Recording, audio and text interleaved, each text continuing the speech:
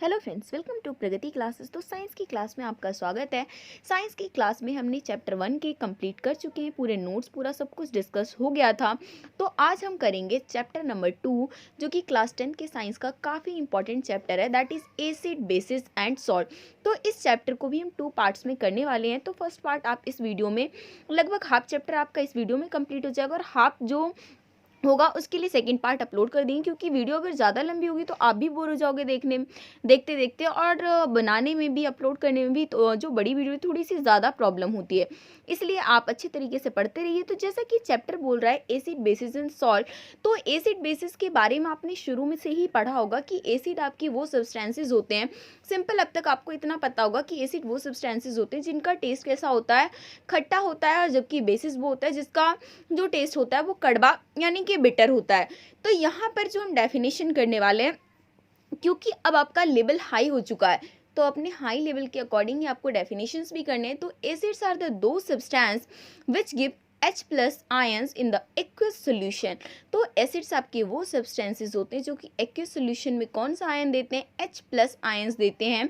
और अगर हम एग्जाम्पल के बारे में बात करें, H2SO4 सल्फ्यूरिक एसिड, HNO3 आपका हो गया नाइट्रिक एसिड, और HCl हाइड्रोक्लोरिक एसिड। ये सारे के सारे नाम आपको पता होने चाहिए अच्छी तरीके से, क्योंकि आगे जब हम रिएक्शंस करेंगे तो ये आपको काफ़ी ज़्यादा यूज़फुल होगा वहाँ पे। अब हम जनरली देख लेते हैं कि क्या एसिड्स के क्या क्या प्रॉपर्टीज़ होते हैं, क्योंकि अगर आपके एग्जाम में एसिड और बेसिस के बीच में डिफरेंस पूछते हैं, नॉर्मल फिजिकल डिफरेंस पूछते हैं, तो आप इसमें से ये सारे पॉइंट्स एसिड के, और अभी थोड़ी देर बाद हम बेस के करेंगे, उनको करके आप कर सकते हैं। तो अगर हम बात करें एसिड की, तो एसिड का टेस्ट कैसा होता है, सार होता है। Able to conduct electricity in aqueous solution, aqueous solution में इलेक्ट्रिसिटी वो कंडक्ट कर सकता है। ब्लू लिटमस को रेड करता है एसिड, जबकि आपका जो बेस होता है वो रेड को ब्लू करता है। अब वही हम बात करें फिनोल्फथालीन और मिथाइल ऑरेंज को लेकर, आपका न्यूमेरिकल, आपका जो प्रैक्टिकल पार्ट में क्वेश्चन पूछते रहते हैं, तो इसको भी आप साथ के साथ अभी कर लें, क्योंकि हमें कुछ भी नहीं छोड़ना है, अपने एग्जाम को शुरू से ही अच्छी तरीके से प्रिपेयर करके चलना है। तो अगर हम बात करें फिनोल्फथालीन की, तो वो एसिड के केस में कलरलेस रहता है, कोई भी कलर शो नहीं करता है। लेकिन मिथाइल ऑरेंज क्या करता है, एसिड में रेड कलर देता है। तो आपको तीनों चीज़ें याद करनी है कि आपका ब्लू लिटमस रेड होगा, मिथाइल ऑरेंज भी आपको रेड कलर देगा, जबकि फिनोल्फथालीन जो होगा वो कलरलेस होगा एसिड में। एसिड की जो पीएच वैल्यू होती है वो हमेशा कितनी होती है, 7 होती है। अब नेक्स्ट हम मूव करते हैं बेसिस की प्रॉपर्टीज़ को लेकर, और उससे पहले जानते हैं कि क्या है बेसिस की डेफिनेशन। तो बेसिस आर दो substance which gives OH minus ions in the aqueous solution. तो एक्वस सोल्यूशन में जो OH माइनस आयंस दे वो तो बेस, और जो H प्लस आयन दे वो आपका क्या हो जाता है, एसिड्स। अब इसका भी हम एग्जाम्पल देख लेते हैं। तो इस तरीके से हो गया sodium hydroxide, potassium hydroxide, magnesium hydroxide. सारे के सारे केमिकल फॉर्मूले आपको माइंड में ध्यान रखते हुए अभी से ही चलना है, और अगर आपको नहीं पता है तो जल्दी से इसे याद कीजिए, कहीं पे नोट डाउन कीजिए। एक दो बार आप प्रैक्टिस करोगे, एक दो बार देखोगे तो चीज़ें याद होती रहेंगी अपने आप। अब हम बात करते हैं general properties of basis. Basis की क्या जनरल प्रॉपर्टीज़ है, टेस्ट इसका कैसा होता है, बिटर होता है। एबल टू कंडक्ट इलेक्ट्रिसिटी, जिस तरीके से एसिड इलेक्ट्रिसिटी को कंडक्ट कर सकता है एक सॉल्यूशन में, उसी तरीके से बेस भी कर सकता है। नेक्स्ट है turn red litmus into blue, और ये क्या करता है, रेड लिटमस को ब्लू कलर में चेंज करता है। तो देखो इसके लिए ना थोड़ा सा ट्रिक भी है, कि जैसे आपका बेस है तो बेस क्या करता है, ब्लू में ही चेंज करता है। तो बी से बेस और बी से ब्लू, और ये ब्लू कहाँ से होगा, रेड से ब्लू होगा। तो अगर एक के रिस्पेक्ट में आप याद कर लोगे तो एसिड का तो अपने आप ही याद हो जाने वाला है। उसके बाद अगर हम बात करें फिनोल्फथालीन के केस में, तो इसमें जो फिनोल्फथालीन है वो पिंक कलर में चेंज हो जाता है। इसके पीएच के बारे में बात करें तो पीएच जो होता है इसका मोर देन 7 होता है। अब नेक्स्ट आपका टॉपिक है इंडिकेटर्स को लेकर, कि इंडिकेटर्स क्या होते हैं। तो इंडिकेटर्स आपका सिंपली वो सब्सटेंस होता है जिससे हम पता कर सकते हैं कि कोई भी पर्टिकुलर सॉल्यूशन क्या एसिड है या फिर बेसिटिक है। तो ये सारी चीज़ें हम देखते हैं, जितने भी मोस्टली आपके इंडिकेटर्स होते हैं वो क्या करते हैं, मतलब अगर हम उसकी सॉल्यूशन को एसिड में डालते हैं, एक बार बेसिस में डालते हैं, तो दोनों में क्या डिफरेंट डिफरेंट कलर वो शो करते हैं, जिसकी वजह से हम पता कर सकते हैं कि हाँ कोई पर्टिकुलर चीज़ एसिड है या फिर बेस है। अब हम बात करते हैं कि इंडिकेटर्स भी आपके पास 3 टाइप्स के होते हैं। एक तो synthetic indicators, natural indicators and मतलब फैक्ट्री इंडिकेटर्स। तो ये सारी चीज़ें, तीनों इंडिकेटर्स को लेकर क्वेश्चन पूछते रहते हैं कि इंडिकेटर्स कितने टाइप्स के होते हैं, या फिर पर्टिकुलर किसी एक इंडिकेटर को पूछ लेंगे कि उसका एग्जाम्पल दीजिए। तो इस चीज़ को भी आपको, किसी भी चीज़ को बेसिकली छोड़ना तो है नहीं, क्योंकि क्लास 10th में आपको टॉप करना है। हमारा टारगेट, शुरू में मैंने आपको बताया, हमारा टारगेट है 95 प्लस, क्योंकि अगर आप 95 प्लस टारगेट रखोगे ना, तब आप 90 अचीव करोगे। तो सबसे पहले चलते हैं हम सिंथेटिक इंडिकेटर में। Synthetic indicator are those indicator which are prepared in the lab from chemicals. Chemical से मतलब इनका लैब में जो पूरा प्रिपेयर किया जाता है इन इंडिकेटर्स को, मतलब ये नेचुरली नहीं होते, इनका खुद क्या बनाया जाता है, सिंथेटिक तरीके से क्रिएट किया जाता है। तो ऐसे इंडिकेटर्स को सिंथेटिक इंडिकेटर्स कहते हैं। एग्जाम्पल है इसका फिनोल्फ्थेलिन एंड मिथाइल ऑरेंज। वही आपका नेचुरल इंडिकेटर्स ऐसे सब्सटेंस है जो कि नेचर में नेचुरली अकर होते हैं और वो डिफरेंट डिफरेंट कलर दिखाते हैं एसिड और बेसिस में। लिटमस के बारे में तो हम ऑलरेडी पहले ही बात कर चुके हैं कि वो एसिड में क्या करता है, ब्लू को रेड करता है, जबकि बेसिस में रेड को ब्लू करता है। उसी तरीके से अगर हम बात करें टर्मरिक की, तो टर्मरिक को भी आपने अगर घर पे कभी देखा हो, तो अगर किसी क्लोथ पे अगर मतलब गलती से कुछ आपका टर्मरिक उस पर लग जाता है, हल्दी का दाग उस पर लग जाएगा, स्टेन, तो जब आप उस पर साबुन रगड़ोगे ना, तो उसका कलर जो होगा वो रेड कलर का चेंज हो जाता है। तो यहाँ पर आपका सोप क्या होता है, एक बेस होता है। इट मीन्स हम ये कह सकते हैं कि टर्मरिक पे अगर बेसिटिक सॉल्यूशन जाएगा तो उसका कलर क्या होता है, रेड कलर में चेंज हो जाता है। जबकि अगर उसी जो भी आपका टर्मरिक का स्टेन है उस पर आप नींबू निचोड़ कर देखिए, उसके कलर में कोई भी डिफरेंस नहीं आएगा। तो इससे भी हम कह सकते हैं कि आपका एक टर्मरिक भी एक अच्छा इंडिकेटर होता है, जिससे हम पता कर सकते हैं कि पर्टिकुलर कोई भी चीज़ एसिड है या फिर बेसिस है।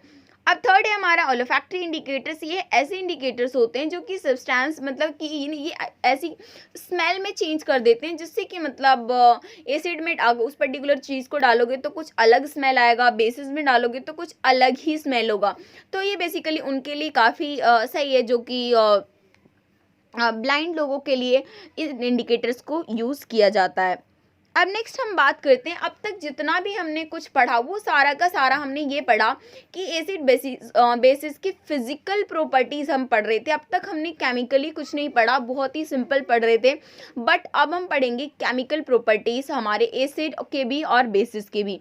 तो केमिकली जिस तरीके से जैसे ही आता है ना, तो हमारे पास क्या रिएक्शंस घूमने लगते हैं, ये सारे के सारे हाइड्रोजन, हीलियम, ये एंड ऑल, नाइट्रोजन, ऑक्सीजन, सब कुछ अब यहाँ पर आने वाला है आपके साथ।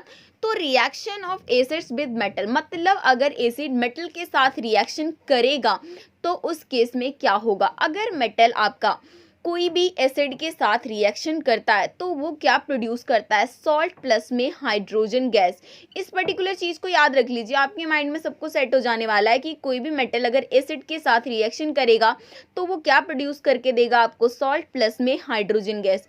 तो यहाँ पर जिंक आपका मेटल है, इसने हाइड्रोक्लोरिक एसिड के साथ रिएक्शन किया तो क्या बना, सॉल्ट बन गया, जिंक का salt, that is zinc chloride, plus में हाइड्रोजन गैस भी इसने रिलीज कर दी। तो ये फर्स्ट केमिकल प्रॉपर्टीज हो गई हमारी एसिड की। अब उसी तरीके से बेसिस का भी हम साथ में ही करते रहेंगे, क्योंकि दोनों की प्रॉपर्टीज ऑलमोस्ट सेम है। तो हम बात करते हैं कि अगर बेस अगर मेटल के साथ रिएक्शन करेगा तो उस सिचुएशन में क्या होगा, सेम सिचुएशन जैसे एसिड करता है।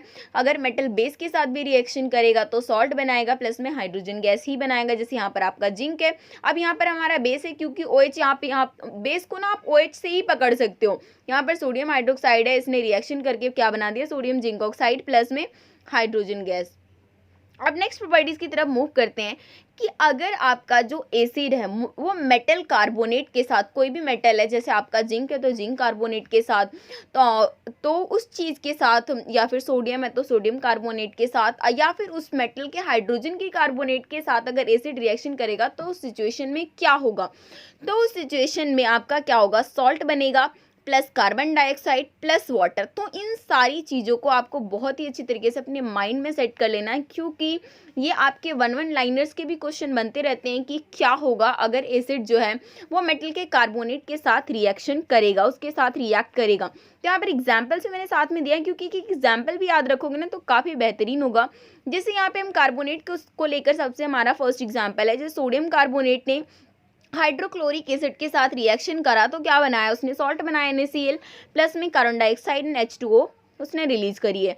वही अगर हम बात करें दूसरा सोडियम हाइड्रोजन कार्बोनेट, उसने भी HCl के साथ रिएक्शन करके वही पर्टिकुलर सारी चीज़ें बनाई है। अब यहाँ पर आपके पास ध्यान देने वाली ये बात है कि जो एसिड्स है ना, वो तो मेटल कार्बोनेट या फिर मेटल के हाइड्रोजन कार्बोनेट के साथ रिएक्शन कर सकते हैं, बट बेस ऐसा नहीं कर सकता, इसीलिए बेस को लेकर इसकी कोई भी रिएक्शन नहीं है। अब नेक्स्ट हम करते हैं reaction of metallic oxide with acid, मतलब एसिड के साथ अब मेटल के ऑक्साइड जब रिएक्शन करेंगे तो क्या होगा।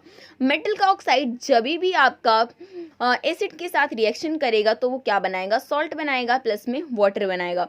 तो मेटल ऑक्साइड यहाँ पर देख लीजिए, कॉपर हमारे एक मेटल है, कॉपर के ऑक्साइड के साथ हाँ जो आपका सल्फ्यूरिक एसिड H2SO4 ने जब रिएक्शन करा तो क्या बना दिया इसने, कॉपर सल्फेट प्लस H2O। साथ में आप फर्स्ट चैप्टर को भी रिवाइज करते रहिए कि मैंने आपको बताया था डिस्प्लेसमेंट रिएक्शन, डबल डिस्प्लेसमेंट, ये सारी की सारी चीज़ें यहाँ पर अप्लाई भी हो रही है। अगर आप ध्यान से देखोगे तो इन दोनों ने अपने आयंस ही तो चेंज किए हैं।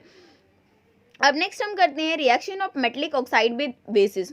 तो जिस तरीके से एसिड सॉल्ट और वाटर बनाता है, अगर वो मेटल ऑक्साइड के साथ रिएक्ट करता है, उसी तरीके से बेसिस भी आपका मेटल ऑक्साइड के साथ रिएक्शन करके आपका क्या बनाता है, सॉल्ट प्लस में वाटर ही बनाते हैं।